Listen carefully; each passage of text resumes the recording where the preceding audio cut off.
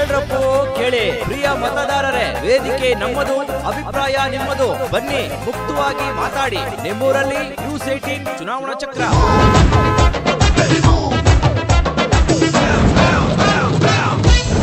ಕರ್ನಾಟಕ ವಿಧಾನಸಭಾ ಚುನಾವಣೆಗೆ ದಿನಗಣನೆ ಶುರುವಾಗಿದೆ.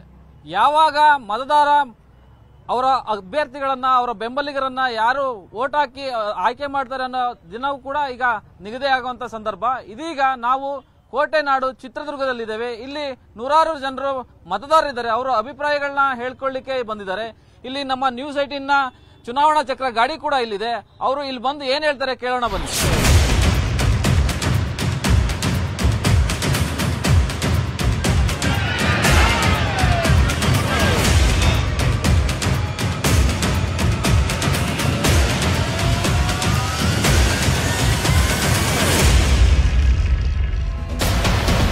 ಚಿತ್ರದುರ್ಗಕ್ಕೆ ಏನು ನ್ಯೂಸ್ 18 ಮಾಧ್ಯಮದವರು ಚುನಾವಣೆ ಚಕ್ರ ಅನ್ನುವಂತ ಕಾರ್ಯಕ್ರಮ ಸಾರ್ವಜನಿಕರ ದೃಷ್ಟಿಯಿಂದ ಪ್ರಬುದ್ಧವಾಗಿ ಪ್ರಜೆಗಳಿಗಾಗಿ ನಡೆಸಿಕೊಡ್ತಂತ ಕಾರ್ಯಕ್ರಮಕ್ಕೆ ಫಸ್ಟ್ ಚಿತ್ರದುರ್ಗದ ಜನತೆಯ ಪರವಾಗಿ ಅವರಿಗೆ ಶುಭ ಕೋರ್ತೀನಿ. ಇವತ್ತಿನ ಶಾಸಕರು, ರಾಜ್ಯದ ಮುಖ್ಯಮಂತ್ರಿಗಳು ನಮ್ಮ ಚಿತ್ರದುರ್ಗ ಜಿಲ್ಲೆಗೆ ಇಷ್ಟೇ ಅವ್ರ ಕೊಡುಗೆ. ಮೆಡಿಕಲ್ ಕಾಲೇಜಿಗೆ ಎಳ್ಳು ನೀರು ಬಿಟ್ಟರು. ಮತ್ತೆ ಹಿಂದೆ ಬಸವರಾಜ ಬೊಮ್ಮಾಯಿಯವರು ಗೃಹ ಮಂತ್ರಿಗಳಾಗಿದ್ರು. ಇದೇ ಸುಧಾಕರ್ ಅವರು ಹೆಲ್ತ್ ಮಿನಿಸ್ಟರ್ ಇದ್ರು. ಅವತ್ತು ಬಂದು ಜಿಲ್ಲಾಸ್ಪತ್ರೆ ಆವರಣದಲ್ಲಿ ದೊಡ್ಡ ದೊಡ್ಡ ಫೋಸ್ ಹಾಕೊಂಡ್ರು ಬಿಜೆಪಿ ಅವರು. ನಾವು ಮೆಡಿಕಲ್ ಕಾಲೇಜ್ ತಗೊಂಡ್ವಿ ಅಂತೇಳಿ 50 ಕೋಟಿ ರೂಪಾಯಿ ದೀಪಾವಳಿ ಕೊಡುಗೆ ಅಂತ ಕೊಟ್ರು. ಎಲ್ಲೋಯ್ತು ಸ್ವಾಮಿ, ಲೆಕ್ಕ ಕೊಡ್ರಿ ಅಂತಂದ್ರೆ ಕೇಸ್ ಹಾಕ್ತಾರೆ ಹೋರಾಟಗಾರರ ಮೇಲೆ.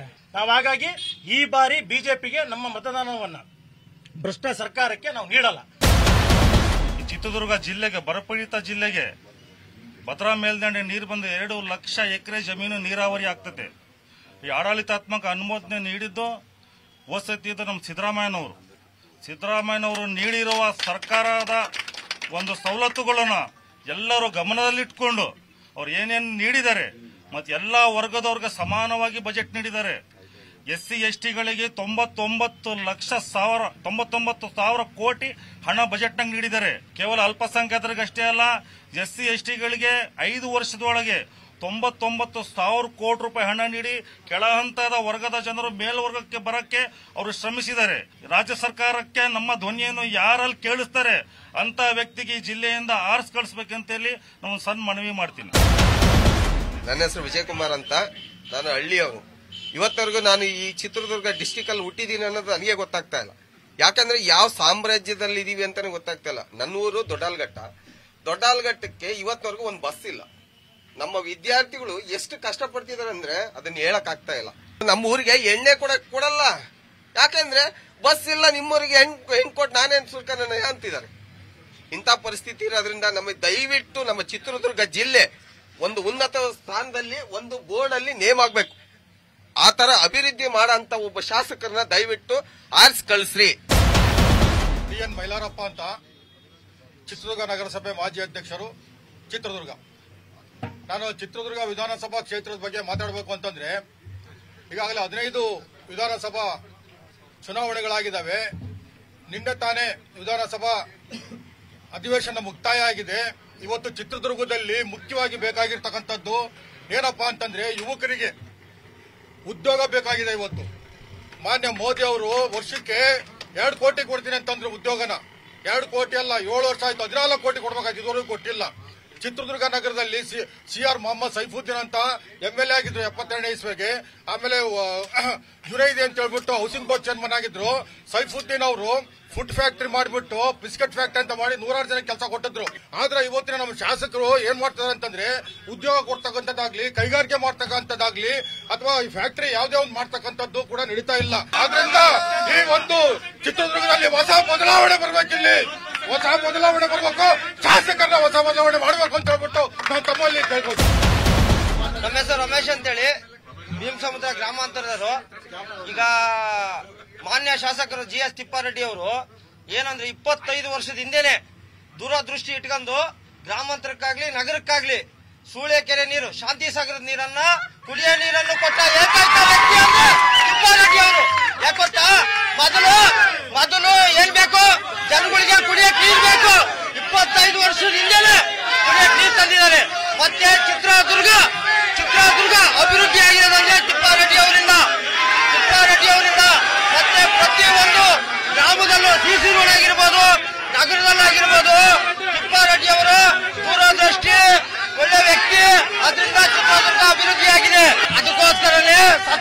ಪರವಾಗಿ ಫೋನ್ ಇಲ್ಲದೆ ಗೆಲ್ತಿರೋದು ಬಡವರಿಗೆ ಕೆಲಸ ಮಾಡಿರೋದ್ರಿಂದ ತಿಪ್ಪಾರೆಡ್ಡಿ ಅವರು ಬಡವರ ಪರವಾಗಿ ದೀನದಲಿತರ ಪರವಾಗಿ ಇರುವುದರಿಂದ ಏಕೈಕ ಶಾಸಕರು GS ತಿಪ್ಪಾರೆಡ್ಡಿ ಅವರು. ಸುರೇಶ್ ಬಾಬು ಅಂತ ಹೇಳಿ ಚಿತ್ರದುರ್ಗ ಜಿಲ್ಲಾ ರೈತ ಸಂಘದ ಅಧ್ಯಕ್ಷರು.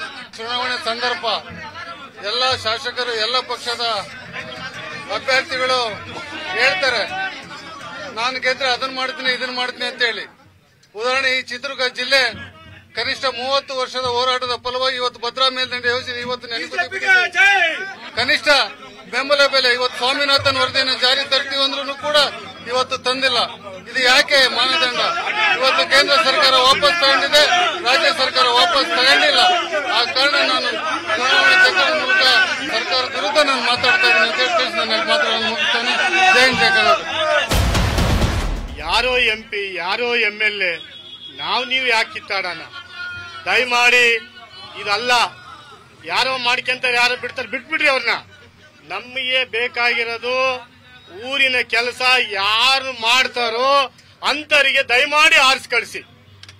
ಯಾಕಂದ್ರೆ ಈಗಾಗಲೇ 30 ವರ್ಷದಿಂದ ನೋಡಿದ್ರಿ ಯಾರು ಕೆಲಸ ಮಾಡಿದ್ದಾರೆ, ಯಾರು ಬಿಟ್ಟಿದ್ದಾರೆ ಅಂತ. ಸಾಕು. ಒಳ್ಳೆಯವರಿಗೆ ತಿಪ್ಪಾರೆಡ್ಡಿ ಅವರು ಒಳ್ಳೆ ಕೆಲಸ ಮಾಡಿದ್ರೆ ತಿಪ್ಪಾರೆಡ್ಡಿ ಅವರಿಗೆ ಆರಿಸ್ರಿ. ಕಾಂಗ್ರೆಸ್ನಿಂದ ಹೊಸ ಕ್ಯಾಂಡಿಡೇಟ್ ಯಾರು ಬಂದ್ರೆ ದಯಮಾಡಿ ಅವ್ರನ್ನೇ ಆಯ್ಕೆ ಮಾಡ್ಬೇಕಂತ ದಯಮಾಡಿ ನಿಮಗೆ ಹೇಳ್ತೀವಿ. ಇಷ್ಟು ಒಳ್ಳೆ ವ್ಯಕ್ತಿನ ಆರಿಸ್ರಿ ಅಂತ ಹೇಳಿ ಮತ್ತೊಮ್ಮೆ ಹೇಳಿ ಎರಡು ಮಾತು ಮುಗಿಸ್ತೀನಿ. ನಾನು ಜಾನ್ಕೊಂಡ ಗ್ರಾಮ ಪಂಚಾಯತಿ ಮಾಜಿ ಅಧ್ಯಕ್ಷ, ಅಲ್ಲಿ ಸದಸ್ಯ ಪ್ರಾಣೇಶ್ ಅಂತ. ಇವತ್ತು ಚಿತ್ರದುರ್ಗದಲ್ಲಿ 30 ವರ್ಷದಿಂದ ಏನಾರ ಆಗಿರ್ಬೇಕು ಅಭಿವೃದ್ಧಿ ಅಂದ್ರೆ ತಿಪ್ಪಾರೆಡ್ಡಿ ಅವರಿಂದಲೇ ಅಭಿವೃದ್ಧಿ. ಹಳ್ಳಿಗಾಡಿನಲ್ಲಿ ಇವತ್ತು ಹಳ್ಳಿಗಾಡಿನಲ್ಲಿ ಮನೆ ಮನೆಗೂ ಅಲ್ಲಿ ನೀರು ಕುಡಿಸಲು ಮುಕ್ತ ಮನೆಗಳು ತಂದಿದ್ದಾರೆ. 2,000 ಮನೆ, ಅಲೆಮಾರಿ ಮನೆ. ಒಂದೇ ಒಂದು ಹಳ್ಳಿನಲ್ಲಿ ಒಂದು ಬೀದಿನಲ್ಲಿ ಮಣ್ಣು ರೋಡಿಲ್ಲ, ಎಲ್ಲ ಸಿಮೆಂಟ್ ರಸ್ತೆ. ಎಲ್ಲ ಅದನ್ನ ನೋಡಿ ಇವತ್ತು ಈ ಕಾನ್ಸ್ಟಿಟ್ಯೂನ್ಸಿಗೆ ಈ ಕ್ಷೇತ್ರದಲ್ಲಿ ತಿಪ್ಪಾರೆಡ್ಡಿ ನೋಡಿ ವೋಟ್ ಹಾಕ್ತಾರೆ. ಇಡೀ ಅಭಿವೃದ್ಧಿ ನೋಡಿ ಕಾಂಗ್ರೆಸ್ JDS ಜನ ಸಹಾಯವಾಗಿ ಬರ್ತಿದ್ದಾರೆ. ಅವರೇ ಬಂದು ಓಟ್ ಹಾಕ್ತಾರೆ. ಅವರೇ ಓಟಕ್ಕೆ ಅವರೇ ಕೆಲಸ ತಗೊಂಡ. ತಿಪ್ಪಾರೆಡ್ಡಿ ಅವರು ಕಾಂಗ್ರೆಸ್ನಾಗೆ ಇದ್ದವರು, ಮರಿಬೇಡ್ರಿ ಅದನ್ನ. ತಿಪ್ಪಾರೆಡ್ಡಿ ಅವರು ಕಾಂಗ್ರೆಸ್ನಾಗೆ ಇದ್ರು.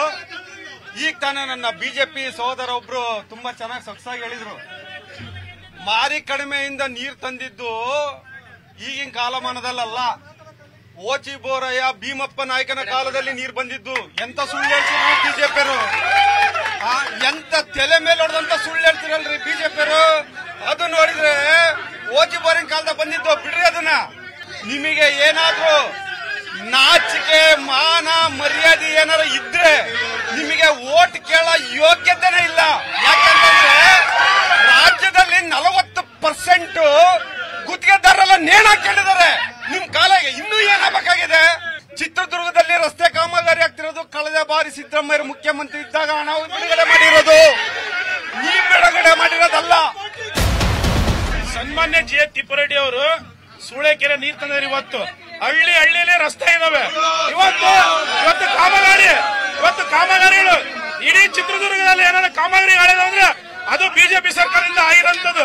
ಸನ್ಮಾನ್ಯ GS ತಿಪ್ಪಾರೆಡ್ಡಿ ಸಾಹೇಬ್ರ ನೇತೃತ್ವದಲ್ಲಿ ಒಂದು ರಸ್ತೆ ಆಗಿರ್ಬೋದು, ಒಂದು ಲೈಟ್ ಕಂಬ ಆಗಿರ್ಬೋದು, ಮತ್ತೆ ನಮ್ಮ ಮಾಳಪ್ನಟ್ಟಿಯಲ್ಲಿ 2 ಕೋಟಿ ಚಿಲ್ಲರ ಅನುದಾನ ತಂದುಕೊಟ್ಟಿದ್ದಾರೆ. ಅವನ ಸ್ಕೂಲ್ಗೆ, ಸರ್ಕಾರಿ ಸ್ಕೂಲ್ಗೆ 2 ಕೋಟಿ ಚಿಲ್ಲರ ಅನುದಾನ ತಂದುಕೊಟ್ಟಿದ್ದಾರೆ. ಅಭಿವೃದ್ಧಿ ಮಾಡಿಲ್ಲ ಅಂತಾರೆ. ಈ ರಸ್ತೆ ಕಾಮಗಾರಿಗಳೆಲ್ಲ ಯಾರು ಮಾಡಿದ್ದಾರೆ? ಕಾಂಗ್ರೆಸ್ ಸರ್ಕಾರ ಮಾಡೈತಾ? ಇವತ್ತು ಬಿಜೆಪಿ ಸರ್ಕಾರನೇ ಮಾಡಿರೋದು ಅಭಿವೃದ್ಧಿ. ಇಲ್ಲಿಂದ ಚಳ್ಳಕೆರೆ ಗೇಟ್ ಇಂದ ಮಾಳಪ್ನಟ್ಟಿವರೆಗೂ ಇವತ್ತು ಸಿಮೆಂಟ್ ರೋಡ್ ಮತ್ತೆ ಲೈಟಿಂಗ್ಸ್ ಏನಾರ ಇದ್ರೆ ಅದು ಬಿಜೆಪಿ ಸರ್ಕಾರದಿಂದ, ಸನ್ಮಾನ್ಯ GS ತಿಪ್ಪಾರೆಡ್ಡಿಯಿಂದ. ಏನು ಅಭಿವೃದ್ಧಿ ಬಗ್ಗೆ ಈಗ ಬಿಜೆಪಿ ಅವರು ಮಾತಾಡ್ತಿದ್ದಾರೆ. ನಮ್ಮ ಕರ್ನಾಟಕ ರಾಜ್ಯದಲ್ಲ, ಇಡೀ ದೇಶದಾಗ ಇವ್ರು ಅಭಿವೃದ್ಧಿ ಮಾಡಿಲ್ಲ ಕಣ್ರಿ. ಇವ್ರು ಬರೀ ದೇವಸ್ಥಾನ, ಕೋಮುಗಲಭೆಗಳು, ಸಮುದಾಯಗಳ ಮಧ್ಯ ದ್ವೇಷ ಹುಟ್ಟಿಸಿ ರಾಜಕೀಯ ಮಾಡ್ತಿದ್ದಾರೆ. ಯಾವುದೇ ಒಂದು ಅಭಿವೃದ್ಧಿ ಕಾರ್ಯ ಮಾಡಿಲ್ಲ. ಹಿಂದೆ ಆಗಿರೋ ಸರ್ಕಾರದ ಕಾರ್ಯಕ್ರಮಗಳಿಗೆ ನಮ್ಮವಂತ ಹೇಳ್ತಾರ್ರಿ. ಎಲ್ಲಾ ಕಂಪನಿಗಳು ಮಾರ್ಕೊಂಡ್ ತಿಂತಿದ್ದಾರೆ. ನಮ್ಮ ದೇಶನ ಮುಂದಿನ ದಿನಗಳಲ್ಲಿ ಮಾರ್ತಾರೆ.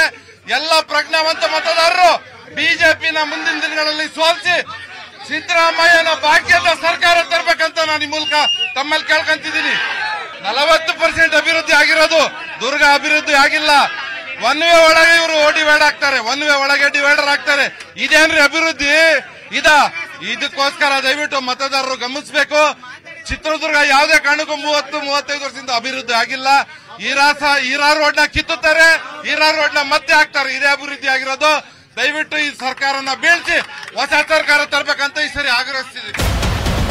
ಚಿತ್ರದುರ್ಗ ವಿಧಾನಸಭಾ ಕ್ಷೇತ್ರದಲ್ಲಿ ಏನಾದರೂ ಅಭಿವೃದ್ಧಿಯನ್ನ ಕಂಡಿದ್ರೆ ಅದು ಭಾರತೀಯ ಜನತಾ ಪಾರ್ಟಿಯ ಸರ್ಕಾರ ಇದ್ದಾಗ ಮಾತ್ರ.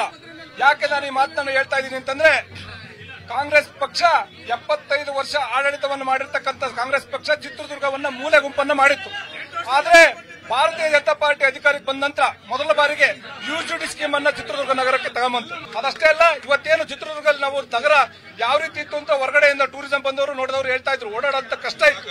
ಆದ್ರೆ ಇವತ್ತು ಚಿತ್ರದುರ್ಗ ಎಲ್ಲ ರಸ್ತೆಗಳನ್ನ ಕಾಂಕ್ರೀಟೀಕರಣ ಮಾಡಿರ್ತಕ್ಕಂಥದ್ದು, ರಸ್ತೆ ಬದಿಯಲ್ಲಿ ದೀಪಗಳನ್ನ ಹಾಕಿರ್ತಕ್ಕಂಥದ್ದು, ಅಷ್ಟೇ ಅಲ್ಲದೆ ಶಿಕ್ಷಣಕ್ಕೆ ಹೆಚ್ಚು ಒತ್ತಡ ಪಡಿರ್ತಕ್ಕಂಥದ್ದು, ಉರ್ದು ಶಾಲೆಯನ್ನ ಉನ್ನತೀಕರಣ ಮಾಡಿ ಉರ್ದು ಶಾಲೆಯನ್ನ ನಿರ್ಮಾಣ ಮಾಡಿರ್ತಕ್ಕಂಥದ್ದು, ಅದು ಸನ್ಮಾನ್ಯ ನರೇಂದ್ರ ಮೋದಿ ಅವರು ಕೊಟ್ಟಿರ್ತಕ್ಕಂಥ ಶಾಲೆ.